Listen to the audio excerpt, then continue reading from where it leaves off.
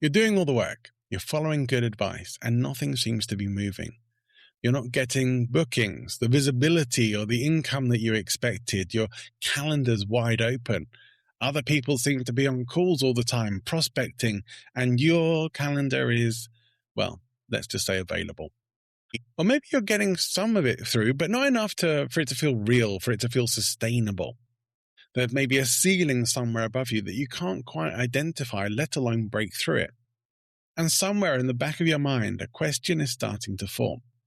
Is this actually working, or am I kidding myself?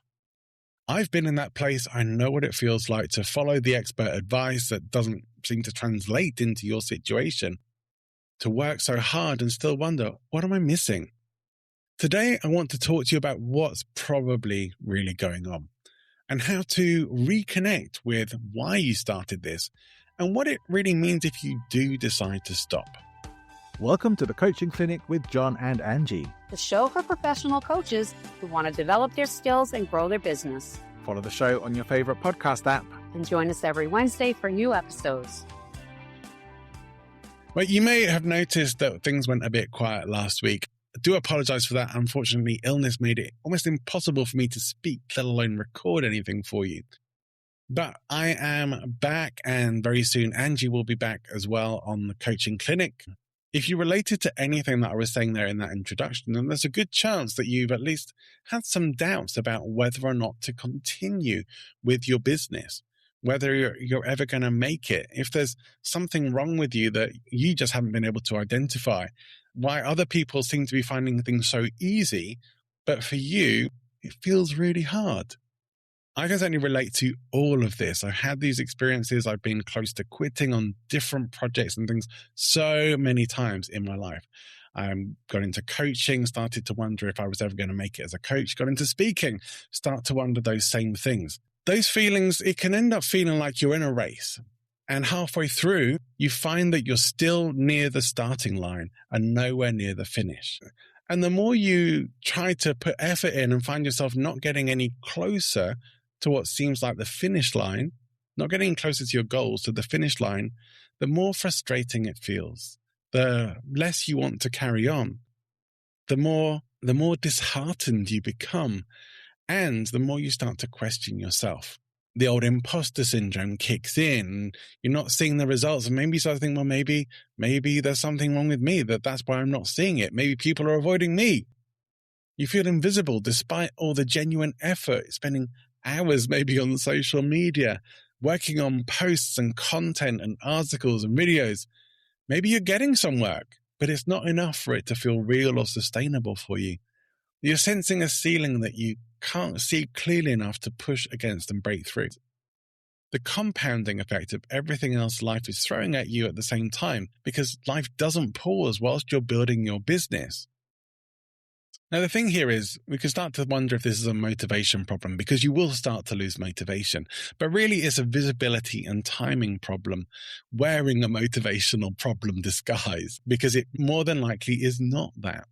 And so it becomes a thing of something I've talked about a bunch on the show recently, and we'll be going into more detail on in the future, of positioning and relevance being a large part of this. There are people out there who will tell you that what you need to do is to improve your storytelling skills, or you need to increase your stage presence, and that's going to get you more speaking gigs. You need to be more interactive with the audience. You need to sell the workshops more. And these are all good things. Definitely you should do them. Improve your talk, all of that good stuff. And yet, they are probably not the thing that's going to make the biggest difference for you. And I don't think I could emphasize this enough, that where the fix needs to happen if you're not getting the business is in the business side of things, far less than the performance side. Because the chances are your performance, the ability when you actually show up, when you do your job, you're probably pretty good at it. I'm willing to bet that you're good at what you do. You probably somewhere deep down inside know that you are.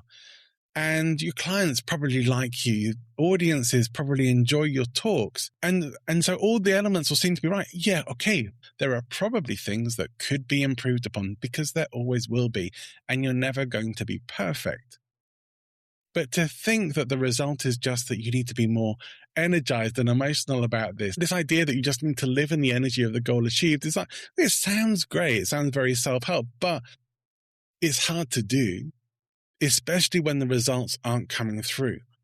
But rather than thinking that mindset is going to be the thing that fixes it here, it's going to be much more practical elements that will make the bigger difference. Whatever you do is going to have a results lag. So there's always going to be a lag in seeing the results from your efforts, nearly every time. The work that you're doing now rarely produces results now. There's going to be some kind of delay. And the delay is long enough to feel like a failure when it isn't. The pipeline that you're building today will pay out later. The relationships that you're developing now will pay off later in the future. That is not consolidation. It's how the mechanics of this actually work. The one thing I can say is I can probably use this podcast as a great example of that, because there have been many times I also think, well, I'm not really sure it's growing enough to be worthwhile. I mean, what am I doing with this show? What's it leading to? Why do I keep doing it? And am I going to keep it going, given that it's not actually generating the results that I'd hoped for? The reality is this. I know that shows like this are a very slow burn. I know that they serve specific audiences. I know that those audiences tend to be pretty loyal and come back, and that it's hard work growing a show. My take on it has really become more of this. When I thought about giving up the show, that upset me.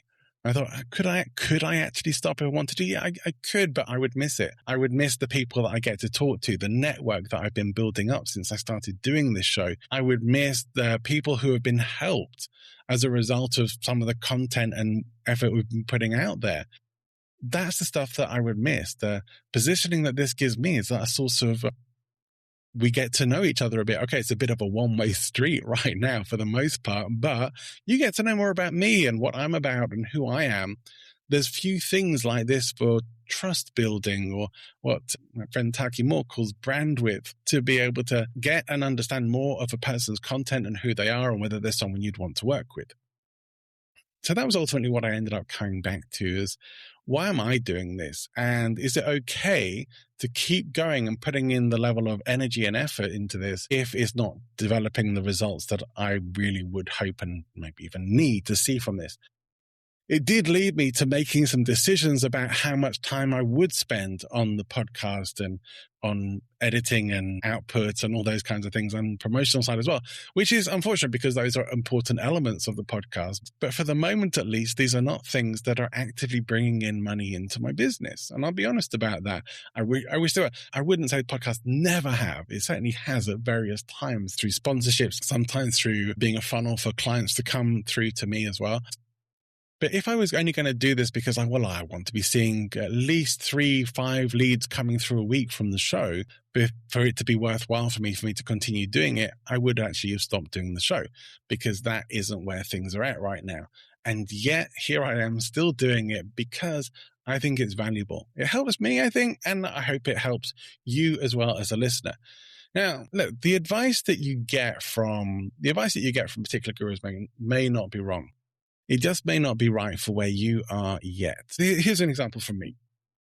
One time I was told that, you just need to start live streaming on LinkedIn every day and you will build audience. I started doing that. I did it for, I'd say, 60 days, and I saw nothing, like maybe a handful at the most of people who were tuning in. And whilst there were things going on that I was like, maybe it wasn't specific enough about, there's all sorts of things I can look back on and say why that didn't work out for me. But ultimately, it wasn't the best advice for where I was, because my messaging, my product, if you like, wasn't clear enough for anyone to be like, all right, I should be tuning into this guy and what he's talking about. I had to figure that stuff out. Now, I got some really great experience at doing live streams, which has been very helpful to me. It was 60 days of doing them. I was able to get a bit better at riffing about things and consistency and all those important elements, but it didn't move the needle for me professionally. And so whilst it's nice to learn and develop, it doesn't put money into the bank. It doesn't pay your rent or your mortgage.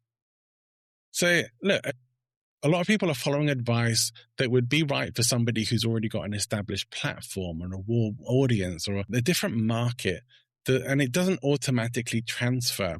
Or they're trying to do stuff that they're seeing other people who are really much further ahead than they are in their business doing. And it's not right for them. They don't have the foundational elements. And certainly this has been very real for me in life and business, of trying to jump to those higher levels of activity, of action, the stuff that looks really fun and high level, without any of the foundational elements underneath it supporting it that do actually need to be there. We would love to think that we could get to skip the foundations, but we don't. There'll always be exceptions to the rule, but for the most part, we actually need to build a business foundationally as a business and not just be out there doing the high level social media marketing or just getting up on the stage and speaking. These are not the things that actually will get you the longer term results. They are the things that will work better for the people who are already established. So the advice you may be getting might be calibrated for somebody further down the road, or perhaps on a different road entirely. And if it's just not translating for you, like one example would be, for me personally, I was in growing my coaching business, was given the advice of going onto Facebook and going to these groups and direct messaging people on Facebook. This is before it became much more common practice, but I felt uneasy about it. I felt it was a bit sleazy and cheesy. I had some very negative responses to that from people that I was reaching out to who did start conversations, but they weren't nice conversations to be having. And I also had a lot of people ignore me or block me. And even when I did start to have some good conversations coming from that, it didn't feel like there was enough of them to outweigh the sleaziness of it. It just didn't feel right for me. And so I stopped doing it because I didn't like feeling like a sleazy marketer. And that's what I felt like. And I don't like it when I don't like it when people now just connect with me on LinkedIn and the first message from them is trying to sell me their shit. Or that they don't even go that far. They're just directly emailing my inbox with their products or services. I don't think any of us like that. There's no relationship. There's no trust there. There's really just that feeling of all you care about is getting a sale. And this is probably not the best way to do it. There's a frank reality that we may also be measuring the wrong things. Very, very often we look at vanity metrics rather than the real leading indicators. That's if we even look at metrics at all, because I certainly know speakers, coaches, workshop leaders who do not look at the numbers, who do not track their progress, some of them don't even have CRM, any system of being able to follow up with people or keeping on track with things. How can you really expect a business to work if you're not doing the business itself? You just want to show up and deliver the product. That is not how this is going to work out for you. Very occasionally, some people, either through the positioning or through the relationships that they already have or through money or status that they already have, do get pulled into just delivering the product and someone else or company takes care of all those other bits. Don't expect that for yourself. It's probably not going to happen. It's, again, the exception rather than the rule. So if you're aiming just to be visible, if you're like one of the pick me people or see, look at me, here I am over here on social media doing something weird or wacky or crazy, or pay attention to me, or look, I've got my AI generated carousel over here, or this post template that I've copied from someone else's successful post. And I'm putting it all over social media and I'm not seeing any responses, or I'm commenting on other people's posts, but they're not really commenting back, or putting up regular images and posts, but is not really tracking. Well, something's not connecting. Because if I was just look at downloads as my only podcast metric, probably not going to be super excited about that anytime soon. But that doesn't reflect whether someone has listened to the episode and got something really helpful from it. It doesn't reflect relationships that have been built up through the conversations that we've been having. It's only one metric and it's not really the truest generator of success. So you may look and see no results, but that might not actually be true. And look, if you're on LinkedIn, which a lot of professional coaches and speakers are, if you're on LinkedIn, is a chance that a lot of people are not directly responding to what you do anyway, because people tend to be more passive observers on LinkedIn. They often don't seem to join in the chats that much. Sometimes they will, sometimes they won't. So it very much depends. It's unlikely that the reason that you're not as far ahead as you would like to be is because of you personally as a person. Because there are always going to be things that you could be better about, things that you'll probably be able to improve on, and you will continue to improve on over time. But the problem is almost certainly adjustable. The question is whether you have given it enough runway to know that yet. So go back to your why. Why are you doing this in the first place? What got you into it?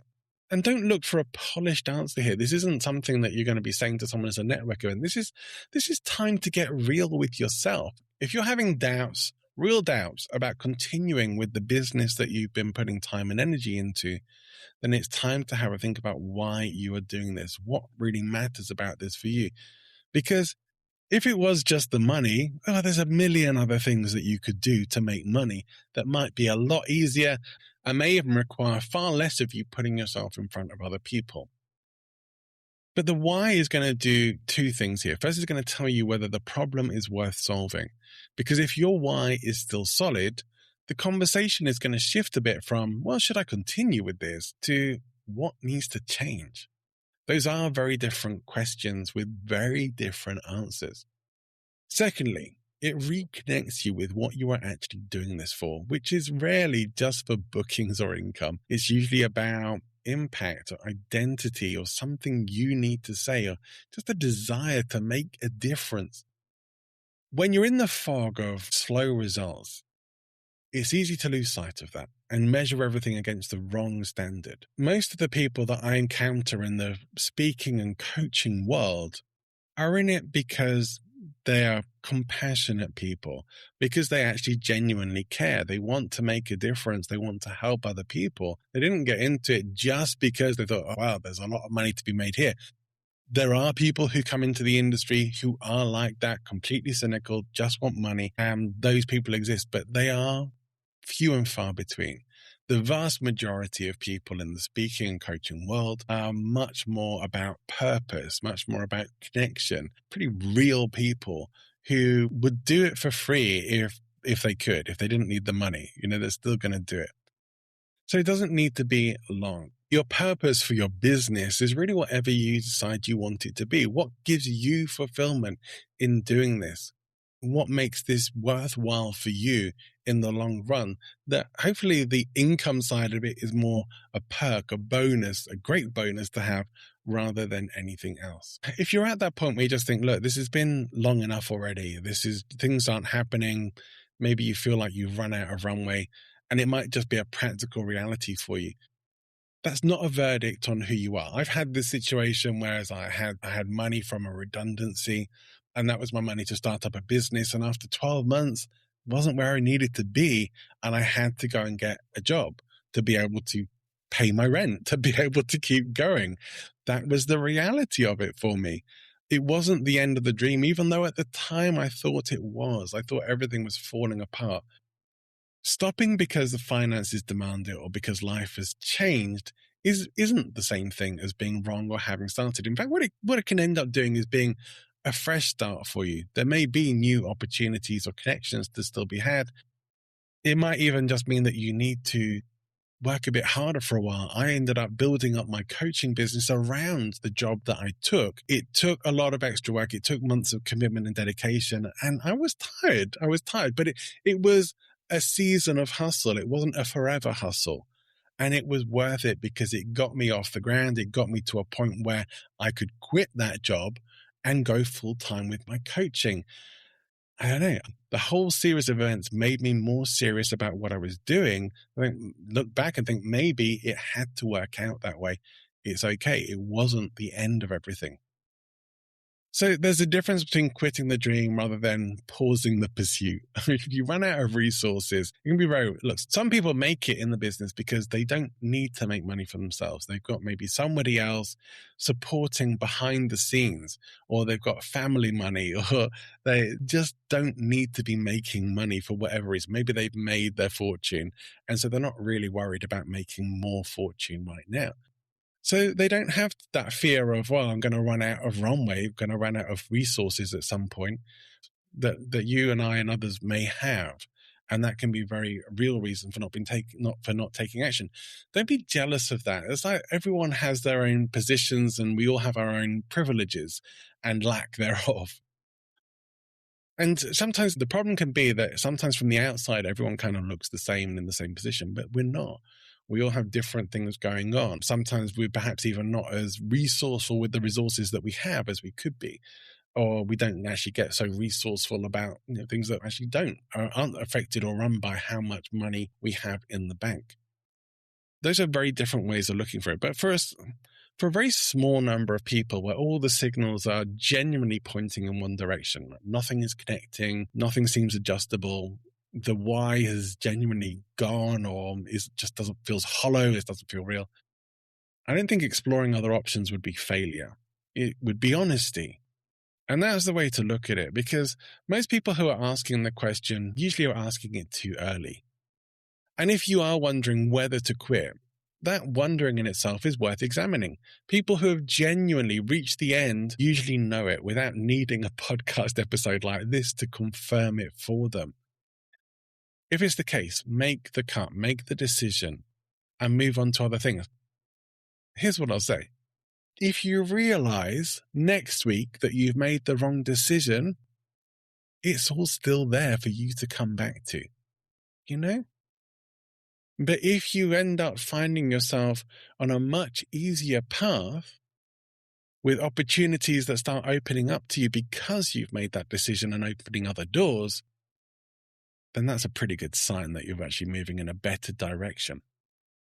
Nobody wants to be banging their head against a brick wall for a long time and not seeing results based on that. But there is always the chance that you may be closer than you think to the outcomes that you really want. Not because that's a comfortable or motivational thing to say, but because sometimes the gap between invisible and known is shorter than it appears to be from inside the fog. The problem is you can't see it from where you are. So what you can do to help you get clear on why you're here, adjust what is adjustable. Take an honest look at whether you really are working the business side of your business effectively, because that probably is where things most need to be happening. And that you're not just hoping, not just doing stuff that you hope will get results, but you're doing stuff that you actually know, if you do this, you will see results. You will see things happening. Business has levers that generally work, and they shouldn't be levers that you hope that when you push the button and pull the lever, that things start to run. Hope is an important thing to have with you, but it is not in itself a strategy. It's not going to get you results. You need to be doing things that you know will or should get you results. And probably if you're looking to learn that from someone else, looking for things that you can get from them that are pretty much like, you do this with me and you will get this, because if you don't, we'll give you your money back. And you should be then following through and taking the action. Sometimes I see this as well, that some people are taking the action but not getting the level of feedback that they need to be on the kinds of action they're taking to be able to know whether they should keep doing more of this or do some of that. And that's a really useful thing to have. This is why coaches and guides can be so helpful for you as you're growing your business as well. Like most people could do with having some sort of advisor, mentor, coach who can help them see more clearly what's really going on.